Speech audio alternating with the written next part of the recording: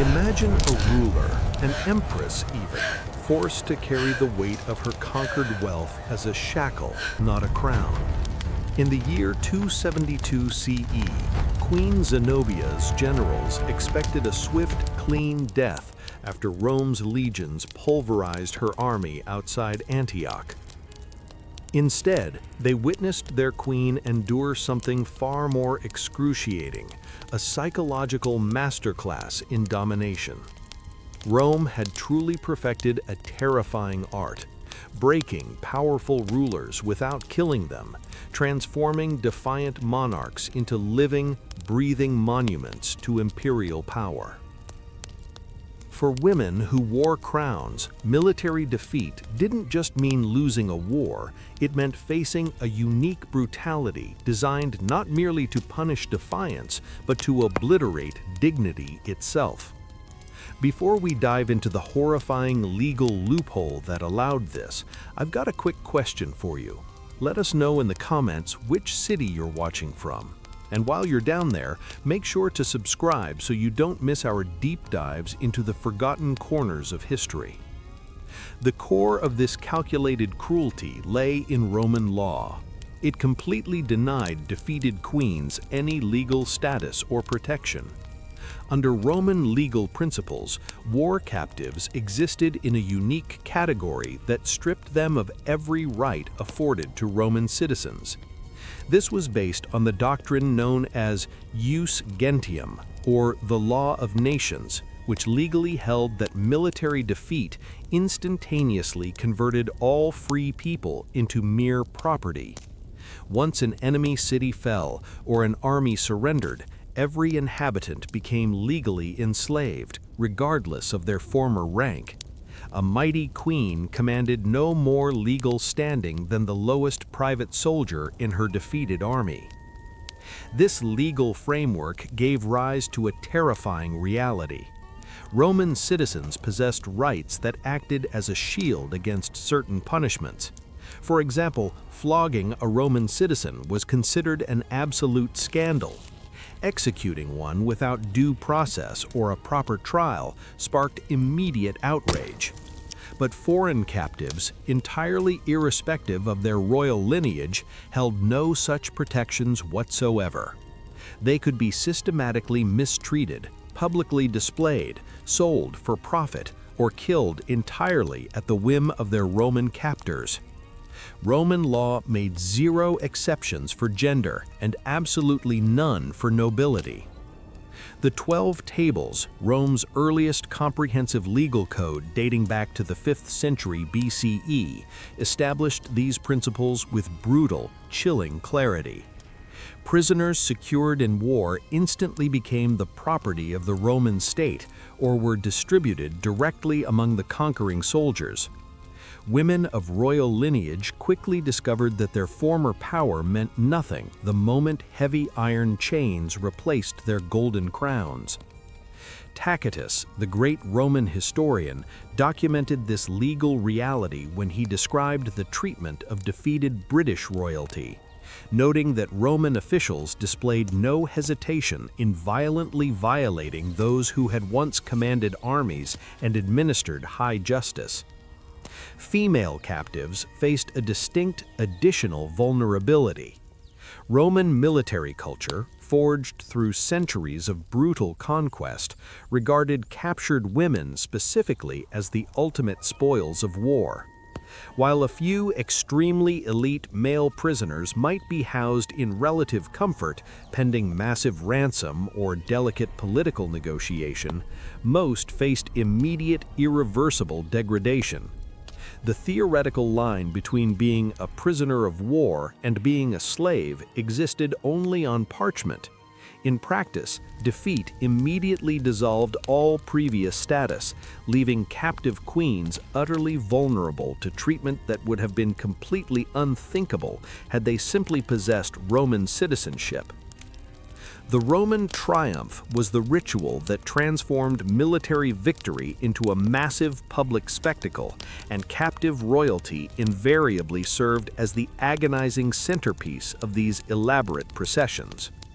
When a general earned permission from the Senate to celebrate a triumph, preparations commenced for a meticulously planned display that would parade Rome's absolute dominance through the crowded streets for all to witness.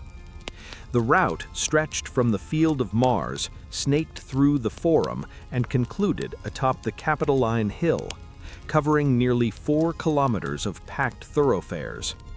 These colossal processions followed a rigid, carefully choreographed order designed to maximize their psychological impact. Musicians and entertainers led the parade, followed by wagons bearing paintings and models of conquered cities and distant exotic lands. Wild animals from foreign territories were led in chains, offering Romans a vivid glimpse of the unknown world their conquering legions had subdued. Then came the prisoners of war, walking in heavy shackles at the very heart of the spectacle. Captive rulers marched right at the front of the prisoner column, their own royal garments often deliberately left intact to emphasize the spectacular magnitude of their sudden fall. Queens who recently commanded vast armies now shuffled slowly in chains before jeering, celebrating crowds who reveled in their profound humiliation. The contrast was absolutely deliberate.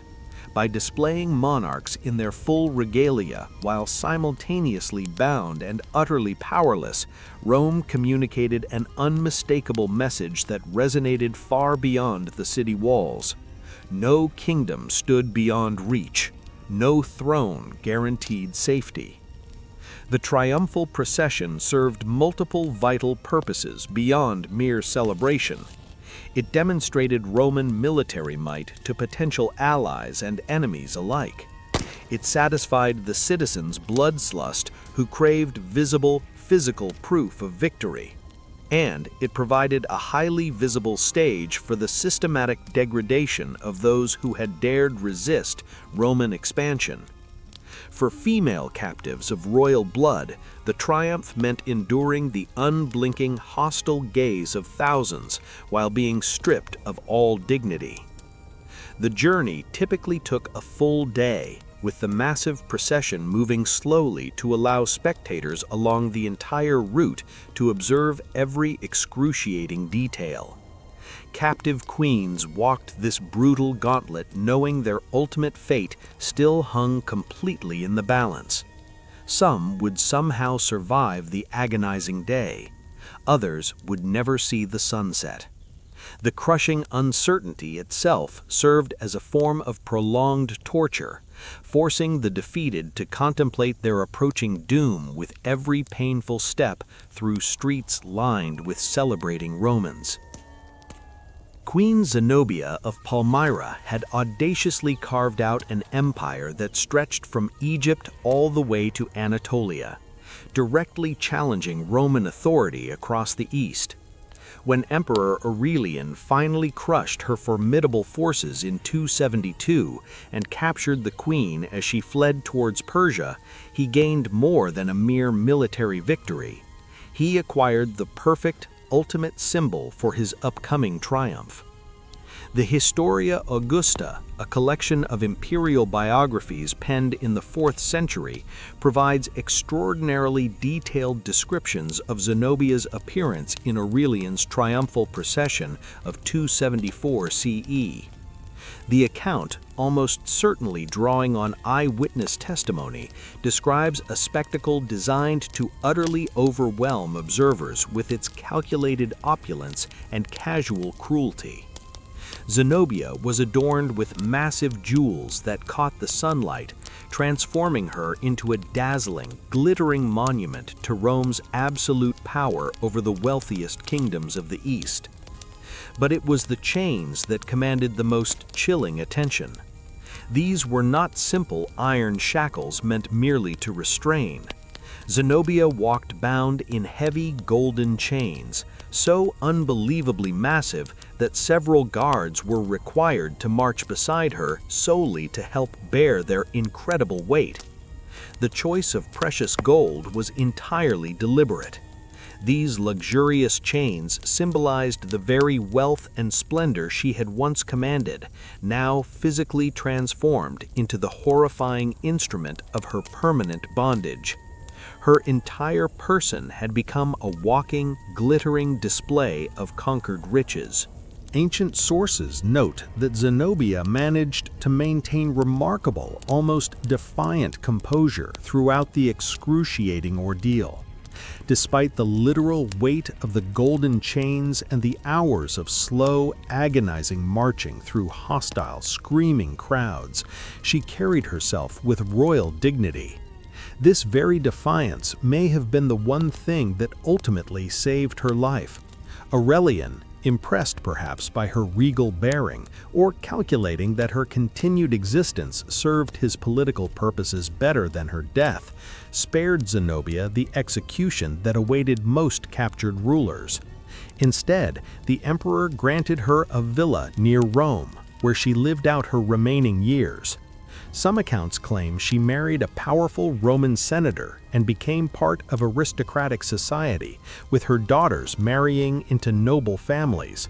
Whether this represented genuine mercy or a more subtle, calculated form of humiliation remains hotly debated by historians. Zenobia spent her final decades as a perpetual, living reminder of Rome's power. Her mere presence in Italian society was a constant, stark demonstration that even the mightiest queens could be permanently reduced to Roman dependence. In 60 CE, when King Prasutagus of the Iceni died, he left a will explicitly designed to protect both his British kingdom and his family. He bequeathed half his territory to the Emperor Nero and half to his two young daughters, desperately hoping this compromise would preserve a degree of independence while simultaneously satisfying Roman demands. The strategy failed catastrophically. Roman officials, led by the imperial procurator Decianus Cottus, ignored the will entirely. They seized all Iceni lands and property, declaring the entire kingdom forfeit. When Queen Boudica protested this violation, she faced a punishment that demonstrated how little protection royal status afforded defeated rulers. Tacitus, whose father-in-law Agricola served in Britain during this period, recorded what followed with unusual, unflinching directness for ancient historians discussing such sensitive matters. Boudica was publicly subjected to corporal punishment. The flogging alone represented a profound, horrifying violation. To simply beat a Roman citizen required extensive legal justification and rigorous procedural safeguards. However, to flog a queen of an allied yet subservient kingdom was deemed a simple act of pragmatic, calculated humiliation. But Rome was just getting started. The unimaginable followed. Boudica's young daughters, likely teenagers and certainly unmarried, were violently violated by Roman soldiers. Tacitus, whose account preserves these dark events, uses sparse but powerful language that conveys his own palpable horror at actions that arguably transgressed even Roman standards of acceptable wartime conduct. The historian notes the queen was flogged and her daughters were violated, placing these twin crimes squarely at the epicenter of his explanation for the massive rebellion that immediately followed. This was not just random, uncontrolled violence, it was calculated degradation, meticulously designed to break the royal family utterly and demonstrate ultimate Roman dominance over the Iceni. The public nature of these atrocities multiplied their devastating impact 100-fold. This was not violence committed in the shadow of secrecy, but profound humiliation performed in full view of the Iceni people.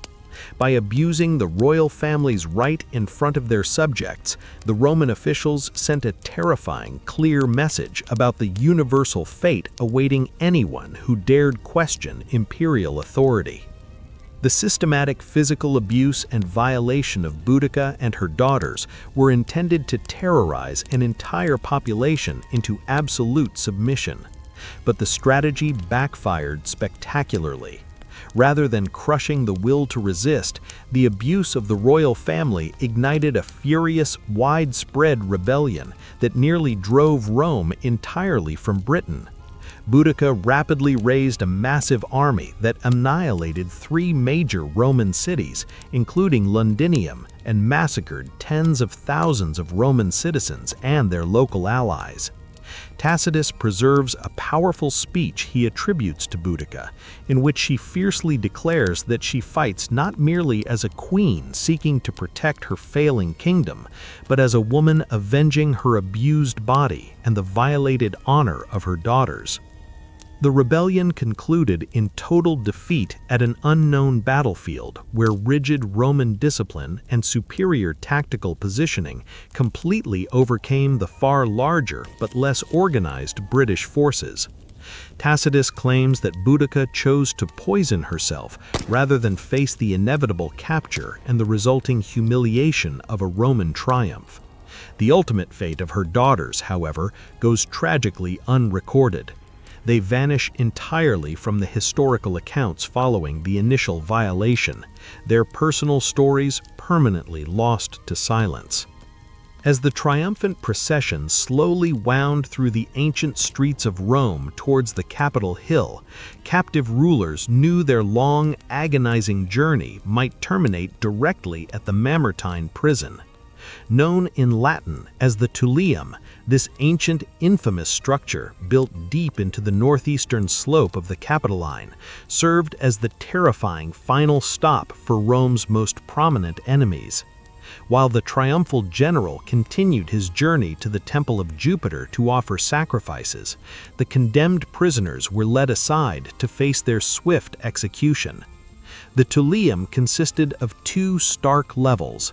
The upper chamber served merely as a holding cell, but the lower dungeon, accessible only through a small, ominous hole in the ceiling, became the specialized execution chamber. Here, submerged in total darkness and unspeakable filth, Rome's defeated enemies met their end. The method of execution varied slightly. Some were killed by suffocation, others were simply left to brutally starve. The entire process remained deliberately hidden from public view, occurring in silence while jubilant, oblivious crowds celebrated right on the streets above. Vercingetorix, the formidable Gallic chieftain who famously unified the tribes of Gaul against Julius Caesar, exemplified this fate. After his shattering defeat at Alesia in 52 BCE, Caesar held him captive in a prison for 6 long years before finally parading him through Rome in the triumph of 46 BCE. The Gallic leader, once vigorous and commanding, had deteriorated terribly during his long captivity until he appeared as a broken, pitiful figure before the Roman crowds. Immediately after the procession concluded, he was led to the Tullianum and executed. Jugurtha, the powerful king of Numidia, met a similarly brutal end following Marius's triumph in 104 BCE. According to chilling ancient accounts, when he was first lowered into the Tullianum's dark lower chamber, the king immediately went mad with sheer terror. He was then left to starve to death over a horrifying 6-day period, his anguished cries echoing throughout the stone walls while Rome celebrated above. The historian Plutarch recorded his purported final words, reportedly asking in a delirium, "How cold this Roman bath is." Even later, Simon Bar Giora, a leader of the Jewish revolt that ended with the destruction of Jerusalem in 70 CE, was proudly displayed in Titus's triumph before being executed at the traditional site in the Forum. Josephus documented how the triumphal procession would actually pause near the Temple of Jupiter while messengers nervously awaited word that the execution had been successfully carried out. Only after official confirmation of the enemy leader's death did the grand ceremonies finally conclude. Not every captive ruler faced such immediate execution. The final, crucial decision rested squarely on the triumphant general and increasingly under the subsequent empire, with the emperor himself. Some prisoners proved far more valuable alive, serving as permanent, highly visible symbols of Roman victory or as crucial bargaining tools in future political negotiations. But for those who were unequivocally marked for death, the triumph offered only a temporary, agonizing reprieve before the final, terrifying descent into the Tullianum's absolute darkness. The calculated, cruel treatment of captured queens and kings by Roman society reveals exactly how power truly operated in the ancient world. Legal systems meticulously designed to protect citizens evaporated at the boundary of conquest. Any dignity afforded to nobility instantly dissolved upon military defeat. These documented cases, meticulously preserved by Tacitus, Cassius Dio, and other ancient historians, force us to confront the deliberate, systematic cruelty embedded at the very heart of the Roman conquest machine. The public flogging of Boudica, the heavy golden chains adorning Zenobia, the cold-blooded executions following